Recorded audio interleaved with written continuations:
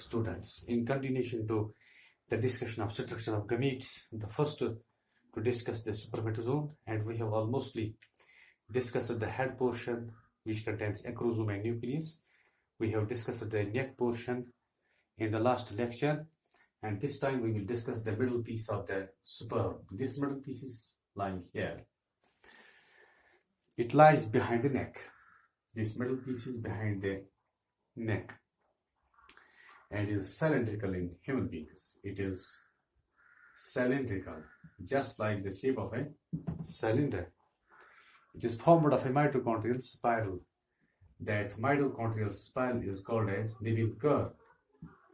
This is mitochondrial spiral. This spiral is called as Nevin curve around the proximal part of axoneme. The mitochondria are the carriers of oxidative enzymes.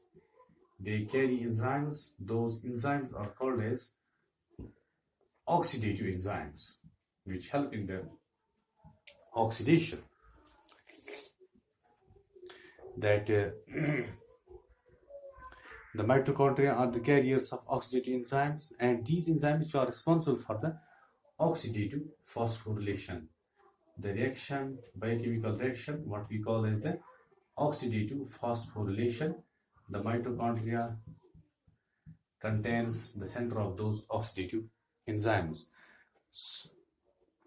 The middle piece is the powerhouse of a sperm. This is called the powerhouse of a sperm because it contains mitochondrial spiral. In general, the mitochondria is called the powerhouse of the cell. This provides the energy for the cell in the form of adenosine triphosphate. Posterior half of the nucleus, neck and middle piece of sperm are covered by a sheath that is called as man sheath. Now the last part of this sperm, that is called as tail, or in other words we also call it as flagellum. Just like the flagella is the fourth part of the sperm.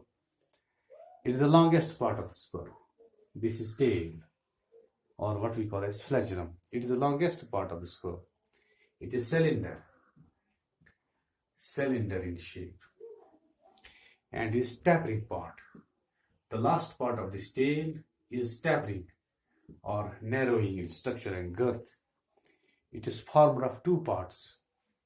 Firstly, the central part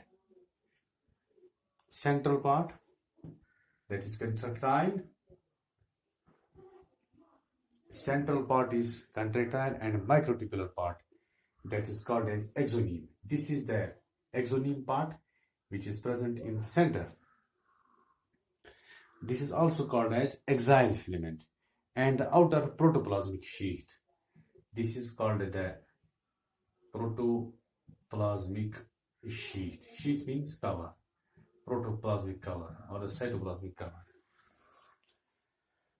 Axoneme is formed of 11 proteins. This, like the microtubular structure, is formed of 11 proteins which have 9+2 pattern, as we find in the structure of cilia and flagella, centrioles and basal bodies. Sometimes a ring centriole may be present at the junction of middle piece and flagellum. Tail shows lashing moments which provide forward push to the sperm.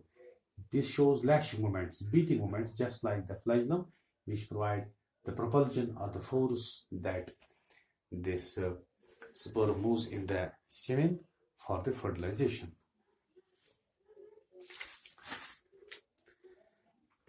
Sometimes the distal part of axoneme is uncovered and is called end piece.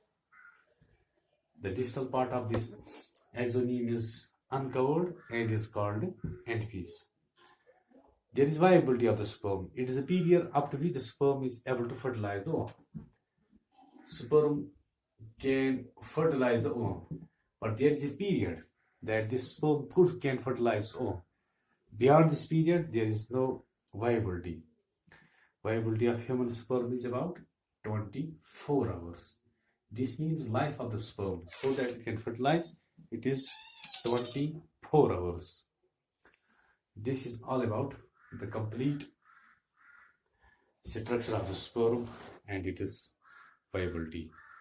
That is all for today.